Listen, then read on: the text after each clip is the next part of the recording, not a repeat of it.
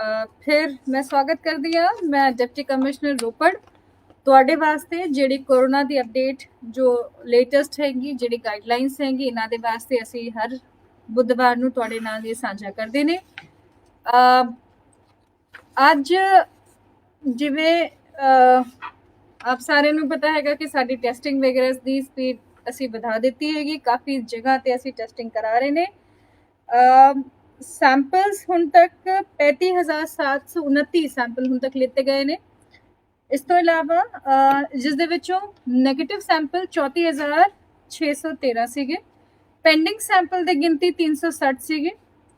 Positive जिहड़े हुण तक आए ने वो 26 केस अज आए ने। जिहड़े अज रोपड़ दे विच 26 केसेस पॉजिटिव पाए गए ने।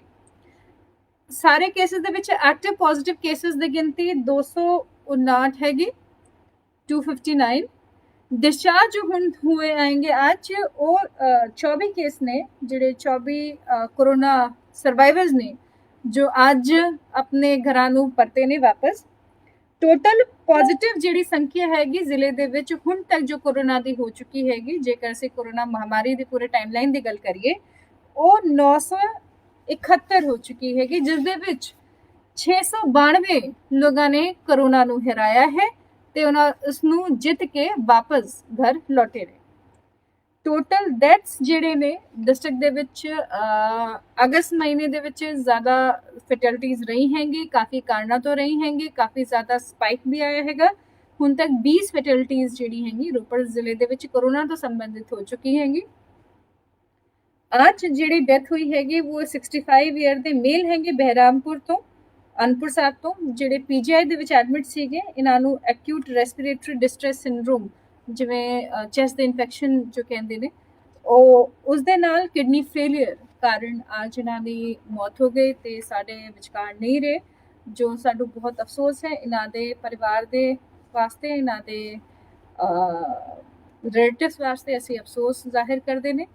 ते एक होर भी चीज़ ये चीज़ सानू होर लाजमी कर दिंदी हैगी कि वध तो वध तुसी अपना टेस्ट कराओ, ताकि असी इन सारे जिहड़े फैटलिटी हो रही हैंगी ये ज़्यादातर कारण पाए गए ने कि जिहड़े कोमॉर्बिड पेशेंट्स ने जो किसी कारणा तो अपना टेस्ट नहीं करा रहे, वो बहुत नेड़े जाके जिन्हां दी तबीयत बहुत ज़्यादा खराब हो जाती है, ट्रीटमेंट दे बिल्कुल क्रिटिकल स्टेज ते पहुंच जाते हैं, उस वेले टेस्ट उन्हां दा जद कराया जाता है तो पॉजिटिव निकलता है। इस करके बहुत ज़रूरी है कि कोरोना के जो इलाज दे विच जिहड़ी एहतियात वरतनी हैगी, जिहड़े ट्रीटमेंट की लाइन होंदी हैगी, इस चीज़ को मद्देनज़र रखते हुए ज़रूरी है कि जेकर तुहानू कोई भी छोटे से छोटे तुहानू अगर लगता हैगा कि जेकर तुसी किसी कोरोना पेशेंट दे नज़दीक रहे हो, कोई पॉजिटिव पेशेंट दे, जेकर कोई तुहाडे नज़दीकी दे विच कोई कोरोना पॉजिटिव हाल दी घड़ी दे विच आया है, जां तुहानू बिना किसी की लक्षण तो भी जेकर कोई दिक्कत हो रही है, ज़रूरी नहीं कि सिर्फ आपको तीनों लक्षण होण तो ही कोरोना दा साबित हो सकता हैगा। कईयां व्यक्तियों नू बुखार होंदा है, कईयां नू सिर्फ जुकाम है, कईयां नू सिर्फ खांसी दी बीमारी या शिकायत रही है। इस करके बहुत ज़रूरी है कि तुसी अपना टेस्ट जेकर तुहानू 1% भी लगता हैगा चांस कि तुहानू अपना टेस्ट कराना चाहिए हैगा, काइंडली प्लीज़ कराण, क्योंकि ये आपके लिए तुहाडे परिवार दी सेफ्टी वास्ते ये बहुत ज़्यादा ज़रूरी है।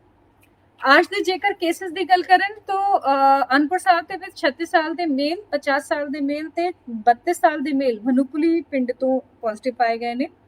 चमकौर साहब दे विच 43 साल की फीमेल, सिल पिंड तो 48 साल की फीमेल, रतनगढ़ तो 65 साल के मेल हफीजाबाद तो ते 42 साल की फीमेल कैनौर पिंड तो पॉजिटिव पाई गई हैगी। रोपड़ सिटी की जेकर गल करिए, रोपड़ ब्लॉक की गल करिए तो 46 साल की फीमेल पिंड रामगढ़ तो, 65 साल के मेल विलेज बहरामपुर जमींदारा तो, 49 साल के मेल चूर हटिया रोपड़ सिटी तो, ते पक्का बाग तो सानू हुण दोबारा 3 केसेस आज मिले ने। असीं इस चीज़ नूं स्थिति नूं बना के रख रहे हैं कि अगर होर केसेस उत्थों निकलते हैं तो पिछों ही असीं इसनूं माइक्रो कंटेनमेंट डीसील किया सीगा ते सानू बहुत ज़्यादा ये उम्मीदां सीगी कि हुण असीं सारे केसेस नूं चंगे तरीके नाल खोख लिया हैगा, चंगे तरीके नाल सैंपलिंग करा ली हैगी। लेकिन जेकर कोई किथे होर केसेस वधदे ने ਤੇ ਇਹ ਅਸੀਂ ਸਥਿਤੀ ਦੇ ਵਿੱਚ ਨਜ਼ਰ ਰੱਖੇ ਹੋਏ ਨੇ। ਇਸ ਦੇ ਵਿੱਚ 28 ਸਾਲ ਦੀ ਮੇਲ, 28 ਸਾਲ ਦੀ ਫੀਮੇਲ ਔਰ 65 ਸਾਲ ਦੀ ਫੀਮੇਲ ਅੱਜ ਪੱਕਾ ਬਾਪ ਤੋਂ ਪੋਜ਼ਿਟਿਵ ਪਾਏ ਗਏ ਨੇ। ਨੰਗਲ ਦੇ ਵਿੱਚ 50 ਸਾਲ ਦੀ ਮੇਲ ਵਿਲੇਜ ਦੁੱਖ ਤੋਂ 59 ਸਾਲ ਦੀ ਫੀਮੇਲ ਸ਼ਿਵਾਲਿਕ ਐਵੇਨਿਊ, 43 ਸਾਲ ਦੇ ਮੇਲ ਜਿਹੜੇ SBS ਨਗਰ ਤੋਂ ਬਿਲੋਂਗ ਕਰਦੇ ਨੇ ਉਹਨਾਂ ਡਿਸਟ੍ਰਿਕਟ ਦੇ ਵਿੱਚ ਕਾਊਂਟ ਕੀਤੇ ਜਾਣੇ ਹੈਗੇ। 18 ਸਾਲ ਦੇ ਮੇਲ ਸ਼ਿਵਾਲਿਕ ਐਵੇਨਿਊ ਤੋਂ, 40 ਸਾਲ ਦੇ ਮੇਲ ਸ਼ਿਵਾਲਿਕ ਐਵੇਨਿਊ ਤੋਂ, 58 ਸਾਲ ਦੀ ਫੀਮੇਲ ਕਲਿਆਣਪੁਰ ਕੀਰਤਪੁਰ ਸਾਹਿਬ ਤੋਂ, 18 ਸਾਲ ਦੇ ਮੇਲ ਤੇ 50 ਸਾਲ ਦੀ ਫੀਮੇਲ ਨया नंगल तो और 59 साल ਦੇ ਮੇਲ नया नंगल ਸੈਕਟਰ 2 ਤੋਂ, 49 ਸਾਲ ਦੇ ਮੇਲ ਜਿੰਜਰੀ ਜਿਹੜੀ ਪਿੰਡ ਹੈਗਾ ਉੱਥੋਂ, ਤੇ 52 ਸਾਲ ਦੇ ਮੇਲ ਜਿਹੜਾ ਪਿੰਡ ਹੈ ਰਾਮਪੁਰ ਸਾਨੀ ਤੋਂ ਪੋਜ਼ਿਟਿਵ ਪਾਏ ਗਏ ਨੇ। ਇਸ ਤੋਂ ਇਲਾਵਾ ਮੋਰਿੰਡਾ ਦੇ ਵਿੱਚ 55 ਸਾਲ ਦੇ ਮੇਲ ਤੇ 49 ਸਾਲ ਦੇ ਮੇਲ ਜਿਹੜੇ ਹੈਗੇ ਪੋਜ਼ਿਟਿਵ ਪਾਏ ਗਏ ਨੇ। ਰੋਪੜ ਦੇ ਵਿੱਚ ਹਰਗੋਬਿੰਦ ਨਗਰ ਦੇ ਵਿੱਚ 35 ਸਾਲ ਦੇ ਮੇਲ, ਪ੍ਰੀਤ ਕਾਲੋਨੀ ਤੋਂ 29 ਸਾਲ ਦੇ ਮੇਲ ਤੇ ਸਿਟੀ ਰੋਪੜ ਤੋਂ 37 ਸਾਲ ਦੇ ਮੇਲ ਇੱਕ ਪੋਜ਼ਿਟਿਵ ਪਾਏ ਗਏ ਨੇ। ਜੇਕਰ ਗੱਲ ਕरें ਕਿ ਕਿੰਨੇ ਪੇਸ਼ੈਂਟਸ ਕਿੱਥੇ ਕਿੱਥੇ ਦਾਖਲ ਨੇ ਤੇ ਹੋਮ ਆਈਸੋਲੇਸ਼ਨ ਦੇ ਵਿੱਚ ਜ਼ਿਆਦਾ ਪੇਸ਼ੈਂਟਸ ਦੀ ਸਾਡੇ ਕੋਲ ਗਿਣਤੀ ਹੁਣ ਵਧ ਰਹੀ ਹੈਗੀ, ਜੋ ਇੱਕ ਪੋਜ਼ਿਟਿਵ ਸਾਈਨ ਵੀ ਹੈ ਕਿਉਂਕਿ ਹੋਮ ਆਈਸੋਲੇਸ਼ਨ ਦੇ ਵਿੱਚ ਅਸੀਂ ਉਨ ਪੇਸ਼ੈਂਟਸ ਨੂੰ ਹੀ ਰੱਖਦੇ ਨੇ ਜਿਹੜੇ ਪੇਸ਼ੈਂਟਸ ਮਾਈਲਡ ਸਿੰਪਟੋਮੈਟਿਕ ਹੁੰਦੇ ਨੇ ਜਾਂ ਏਸਿੰਪਟੋਮੈਟਿਕ ਹੁੰਦੇ ਨੇ। ਤੇ ਵੱਧ ਤੋਂ ਵੱਧ ਜੇਕਰ ਗੱਲ ਕਰੀਏ ਤਾਂ 259 ਕੇਸਿਸ ਦੇ ਵਿੱਚ ਜਿਹੜੇ ਸਾਡੇ ਕੋਲ ਹੁਣ ਪੋਜ਼ਿਟਿਵ ਨੇ, ਉਸ ਦੇ ਵਿੱਚੋਂ 162 ਕੇਸਿਸ ਹੋਮ ਆਈਸੋਲੇਸ਼ਨ ਦੇ ਵਿੱਚ ਨੇ ਤੇ ਇਹਨਾਂ ਦੇ ਘਰ ਦੇ ਵਿੱਚ ਹੀ ਇਹਨਾਂ ਦੀ ਪੂਰੀ ਮੋਨੀਟਰਿੰਗ, ਇਹਨਾਂ ਦਾ ਪੂਰੀ ਜਿਹੜੀ ਹੈਲਥ ਦੀ ਸਟੈਟਿਕਸ ਹੈ ਉਸ ਦੀ ਪੂਰੀ ਜਾਣਕਾਰੀ ਰੱਖੀ ਜਾ ਰਹੀ ਹੈ।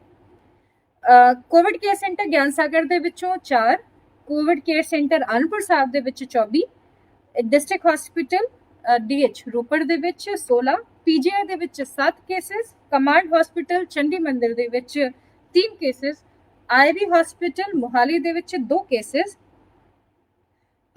GMC ਸੈਕਟਰ 32 ਚੰਡੀਗੜ੍ਹ ਦੇ ਵਿੱਚ 1 case, GMC Patiala government medical college Rajindra college ਦੇ ਵਿੱਚ 2 ਕੇਸਿਸ ਹੈਗੇ, ਮੈਕਸ ਹਸਪੀਟਲ ਦੇ ਵਿੱਚ एक केस हैगा, सूरी हॉस्पिटल SBS नगर ਦੇ ਵਿੱਚ ਇੱਕ ਕੇਸ ਟ੍ਰੀਟਮੈਂਟ ਲੈ ਰਹੇ ਨੇ,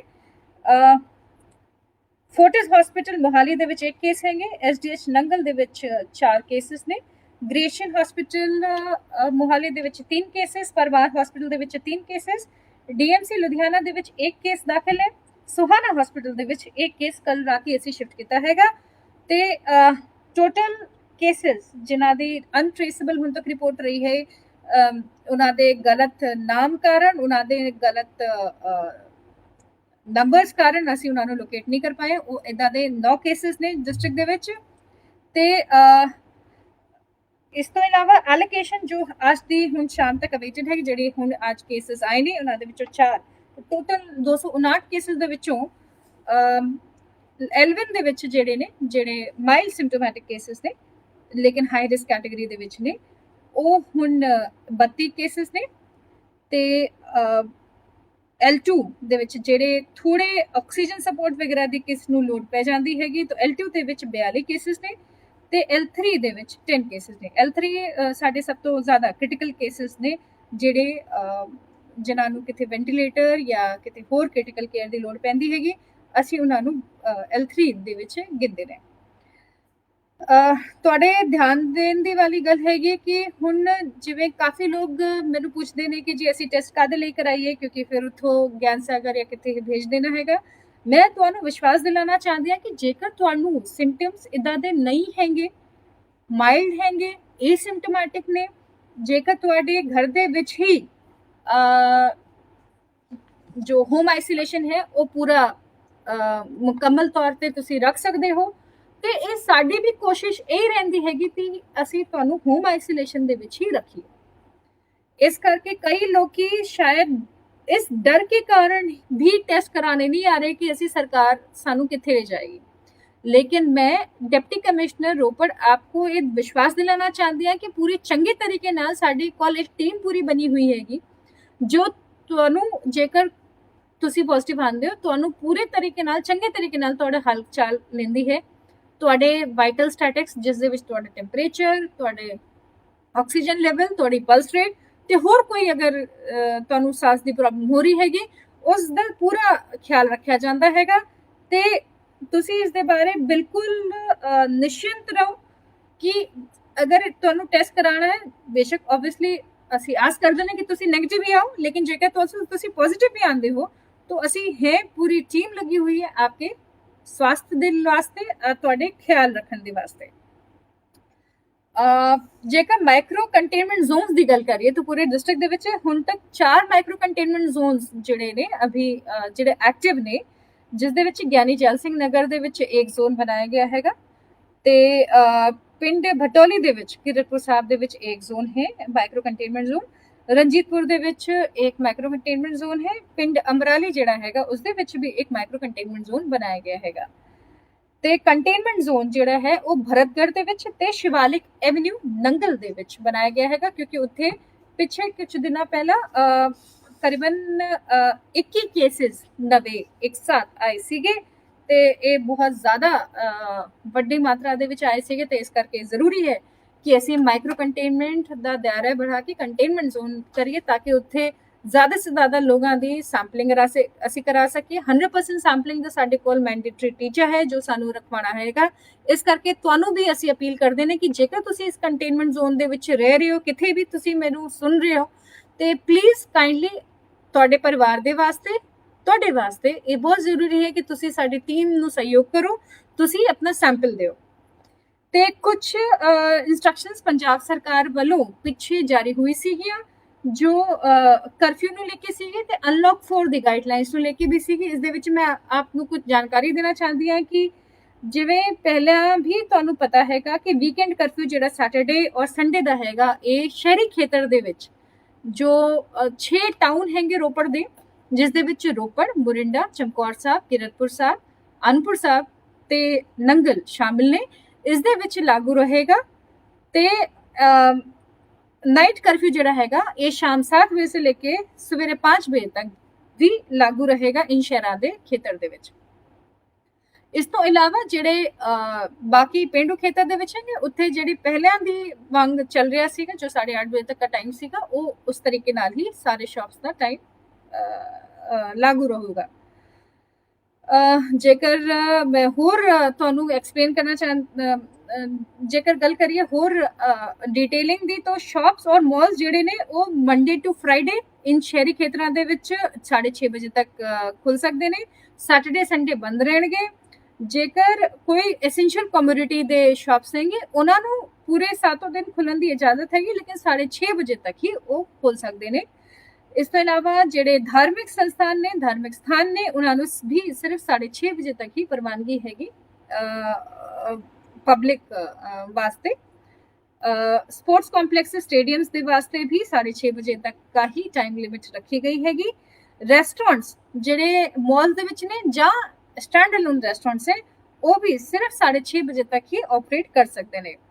होटल्स खुले रहणगे। लिकर वेंड्स भी 6:30 ਵਜੇ तक ऑपरेट कर सकते हैं।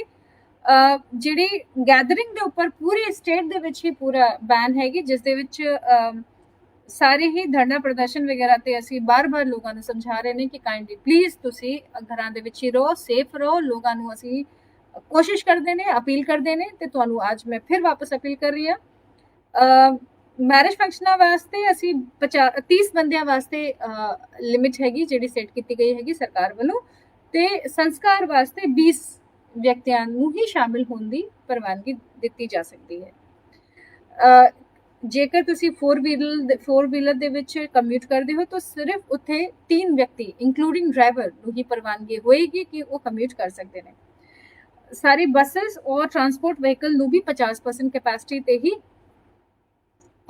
ਚੱਲਣ ਵਾਸਤੇ ਪਰਮਿਟ ਕੀਤਾ ਗਿਆ ਹੈਗਾ। ਤੇ ਇਸ ਦੇ ਵਾਸਤੇ ਇੱਕ ਹੋਰ ਚੀਜ਼ ਜਿਹੜੀ ਬਹੁਤ ਇੰਪੋਰਟੈਂਟ ਹੈ ਕਿ ਜਿਹੜੇ ਐਸੈਂਸ਼ੀਅਲ ਆਈਟਮਸ ਸੇ ਰਿਲੇਟਡ ਐਕਟੀਵਿਟੀਜ਼ ਹੈਗੀ ਉਹਨਾਂ ਨੂੰ ਛੂਟ ਹੈ ਨਾਈਟ ਕਰਫਿਊ ਤੋਂ।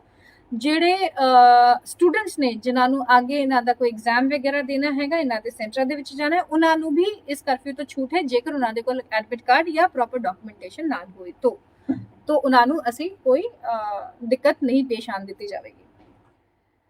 एक जो चीज मैं बहुत इंपॉर्टेंट साझा करना चाहती हूँ, क्योंकि पिछले कुछ दिनों पहला बहुत ज्यादा व्हाट्सएप पे वीडियो वायरल हो रहे ਸੀਗੇ ਕਿ ਜੀ ਕਈ ਡਾਕਟਰ ਸਿਰਫ ਲੋਕਾਂ ਨੂੰ ਪੋਜ਼ਿਟਿਵ ਕਰਨ ਕਾਰਨ ਟੈਸਟ ਨੂੰ ਕਰਨ ਦੇ ਵਾਸਤੇ ਬਾਰ-ਬਾਰ ਮਜਬੂਰ ਕਰ ਰਹੇ ਨੇ।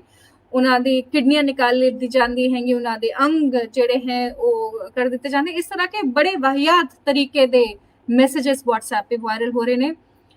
मैं ਤੁਹਾਨੂੰ अपील करना चाहती हाँ कि कुछ महीना पहला असी इन्हीं कोरोना वायरस दे इन्हीं डॉक्टरां नूं सलाम कर रहे सीगे, इन्हीं डॉक्टरां नूं असी सम्मान कर रहे सीगे। ते हुण किन्नी ये माड़ी गल हैगी कि जद ये स्थिति होर बिगड़ रही हैगी, स्थिति नूं कंट्रोल करन दी लोड़ हैगी, आप दे सहयोग दी ज़्यादा लोड़ हैगी। तो इस तरह दे वाक़े सामने आ रहे हैंगे कि लोकी कुछ गलत अंसरां दे इन्फ्लुएंस कारण, गलत अंसरां दी गलत बयानबाजी कारण इस तरह की चीज़ें सामने आ रही हैं। तो मेरी आप सारिਆਂ ਨੂੰ हथ जोड़ के बेनती है कि इस तो ਜਿਹੜੇ डॉक्टर्स लगे हुए ने पिछले 8-9 ਮਹੀਨਿਆਂ ਤੋਂ ਤੁਹਾਡੀ ਸੇਵਾ ਦੇ ਵਿੱਚ जुटे हुए ने, अपने घरों तो दूर ने, बिना किसी छुट्टी के, बिना किसी आराम के 24 घंटे ਤੁਹਾਡੀ सेवा ਦੇ ਵਿੱਚ लगे हुए ने। ਉਹਨਾਂ ਦਾ ਮਨੋਬਲ ਬਹੁਤ ਜ਼ਿਆਦਾ ਗਿਰ ਜਾਂਦਾ ਹੈਗਾ ਇਨ ਸਾਰੀ ਗੱਲਾਂ ਨੂੰ ਸੁਣ ਕੇ। ਇਸ ਕਰਕੇ ਆਪ ਸਾਰਿਆਂ ਤੋਂ ਬੇਨਤੀ ਹੈ ਕਿ ਜੇਕਰ ਤੁਹਾਡੇ ਕੋਲ ਇਸ ਤਰ੍ਹਾਂ ਕੇ ਕੋਈ ਵੀ ਫੇਕ ਨਿਊਜ਼ ਜਾਂ ਫੇਕ ਰੂਮਰਸ ਆਉਂਦੇ ਨੇ ਜਿਸ ਦੇ ਵਿੱਚ ਇਸ ਤਰ੍ਹਾਂ ਕੀ ਚੀਜ਼ਾਂ ਫੈਲਾਈ ਜਾ ਰਹੀਆਂ, ਤੁਸੀਂ ਸਾਨੂੰ ਸੰਪਰਕ ਕਰੋ। ਅਸੀਂ ਚਾਹੁੰਦੇ ਨੇ ਕਿ ਇਸ ਤਰ੍ਹਾਂ ਕੇ ਗਲਤ ਬਿਆਨਬਾਜ਼ੀ ਕਰਨ ਵਾਲੇ ਵਿਅਕਤੀਆਂ ਦੇ ਖਿਲਾਫ ਸਖਤ ਤੋਂ ਸਖਤ ਕਾਰਵਾਈ ਕੀਤੀ ਜਾਵੇ, ਕਿਉਂਕਿ ਇਸ ਕਰੋਨਾ ਕਾਲ ਦੇ ਵਿੱਚ ਇਹ ਬਹੁਤ ਜ਼ਰੂਰੀ ਹੈ ਕਿ ਜਿਹੜੀ ਇਨਫੋਰਮੇਸ਼ਨ ਵੀ ਲੋਕਾਂ ਨੂੰ ਦਿੱਤੀ ਜਾਵੇ ਉਹ ਸਹੀ ਤਰੀਕੇ ਦੀ ਹੋਵੇ। क्योंकि मिस इनफॉर्मेशन ਜਿਹੜਾ पैनिक क्रिएट करती हैगी, ਇਹ ਲੋਕਾਂ ਦੀ ਸਿਹਤ ਤੋਂ ਖਿਲਵਾੜ ਕਰ ਰਹੀ ਹੈ। ਇਹ ਲੋਕਾਂ ਦੀ ਸਿਹਤ ਨੂੰ ਹੋਰ ਜ਼ਿਆਦਾ ਸੰਜੀਦਾ ਅਸੀਂ ਜਿਵੇਂ ਕਹਿ ਸਕਦੇ ਨੇ ਕਿ डेंजरस सिचुएशन क्रिएट कर रही है। इन फेक न्यूज़, फेक रूमर्स के कारण कई लोग अपना इलाज करवाने सामने नहीं आ रहे। कई लोगों ਨੂੰ लक्षण होने तो बावजूद वो अपना टेस्ट कराने नहीं आ रहे, जबकि सारे ही गवर्नमेंट हॉस्पिटल ਦੇ ਵਿੱਚ ਇਹ टेस्ट फ्री ਦੇ ਵਿੱਚ ਕੀਤਾ ਜਾਂਦਾ ਹੈਗਾ, कोई शुल्क नहीं लिया जाता, कोई भी प्राइस, कोई भी इसके अंदर आपसे अमाउंट चार्ज नहीं किया जाता है। इस करके ये बहुत ज़्यादा ज़रूरी और लाजमी है कि आज असी सरकार ਨੂੰ मिशन फतेह ਦੇ तहत, ਤੁਹਾਡੇ मिशन फतेह ਦੇ तहत इस कोरोना महामारी तो बचाने वास्ते, इस कोरोना महामारी ਦੇ ਉੱਪਰ फतेह पाने वास्ते ਅਸੀਂ ਲੋਕਾਂ ਨੂੰ ਸਜਗ ਕਰੀਏ, ਲੋਕਾਂ ਨੂੰ ਜਾਗਰੂਕ ਕਰੀਏ कि इस तरह की गलत बयानबाजी तो बचन। इस तरह की गलत बयानबाजी जेकर तुहाडे आस-पास किते हो रही हैगी तो साडे प्रशासन दे ध्यान दे विच लाया जाए, ताकि असी उत्थे ही इस तरह के लोगों को रोक सकिए, उन्हां दे खिलाफ सख्त तो सख्त कार्रवाई कर सकिए। कई तरह की फेक ऑडियो वायरल हो रही हैंगी पीछे, कि जहाँ पे दो व्यक्ति आपस में बात करते हुए बताते हैं कि जी यहाँ पे ऐसा हो गया, वहां पे ऐसा हो गया। कोई वेरिफिकेशन नहीं है, कोई व्यक्ति नहीं है, कहीं किसी का कोई नाम नहीं बोला जाता, ताकि ये सारी चीजें जड़ी हैगी वो सिर्फ एक भलावे दे विच ही रहन, लोगों ਨੂੰ गलत डायरेक्शन दे विच देण वास्ते ये कीता जांदा है। इस करके आप सारिਆਂ ਤੋਂ हथ जोड़ के बेनती है, ਅਸੀਂ दिन रात ਤੁਹਾਡੀ सेवा वास्ते लगे हुए ने, बिना ये देखे कि साडा परिवार किते है, बिना ये देखे कि केड़ा सैटरडे है, केड़ा संडे है। पिछले इतने महीनों तो सारे डॉक्टर, सारे फ्रंटलाइन वर्कर्स ਤੁਹਾਡੇ वास्ते काम कर रहे हैं। तो ये हुण ਤੁਹਾਡੀ जिम्मेवारी हैगी कि कम से कम तुसी जेकर कोई इस तरह की कोई भी चीज़ ਤੁਹਾਡੇ सामने आंदी है, तुसी साडे ध्यान दे विच लाओ। असी जल्द तो जल्द उसके ऊपर कार्रवाई करांगे। तो एक मिसाल भी कायम होएगी कि ਤੁਹਾਡੇ वर्गे ਜਿਹੜੇ ਸਿਆਣੇ ਲੋਕੀ ने वो इस चीज़ ਨੂੰ रोक सकन, इस फेक न्यूज़ की चेन ਨੂੰ ब्रेक कर सकन। तो मैनू ये आस है कि रोपड़ जिले के शहर वासी जो बहुत ही सूझवान ने, बहुत ही सियाणे ने, इस तरह के फेक न्यूज़ तो बचणगे, फेक रूमर्स तो बचणगे। तो जेकर उन्हां दे सामने इत्थे कोई भी इस तरह की बात आंदी है, वो प्रशासन दे नाल शेयर करनगे, ताकि असी तुहानू साफ सुथरी जानकारी दे सकिए, सटीक जानकारी दे सकिए। तो इस तरह के किसी भी फेक न्यूज़ से बचाव ही मैं कह सकती हूँ कि किसी की जान बचा सकती है, क्योंकि इस डर के कारण कई लोग अपना इलाज कराने नहीं आ रहे।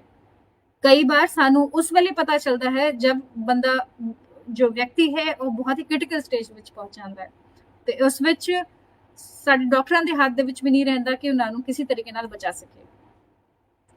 ਇਸ ਕਰਕੇ ਆਪਣੀ ਜਾਨ ਵਾਸਤੇ, ਆਪਣੇ ਪਰਿਵਾਰ ਵਾਲਿਆਂ ਦੇ ਜਾਨ ਵਾਸਤੇ, ਆਪਣੇ ਆਸ ਪੜੋਸ ਦੇ ਲੋਕਾਂ ਦੇ ਜਾਨ ਵਾਸਤੇ ਇਹ ਬਹੁਤ ਜ਼ਰੂਰੀ ਹੈ ਕਿ ਤੁਸੀਂ ਇਸ ਚੇਨ ਦਾ ਹਿੱਸਾ ਨਾ ਬਣੋ, ਤੁਸੀਂ ਇਸ ਵਾਇਰਲ ਫੇਕ ਨਿਊਜ਼ ਦਾ ਹਿੱਸਾ ਨਾ ਬਣੋ।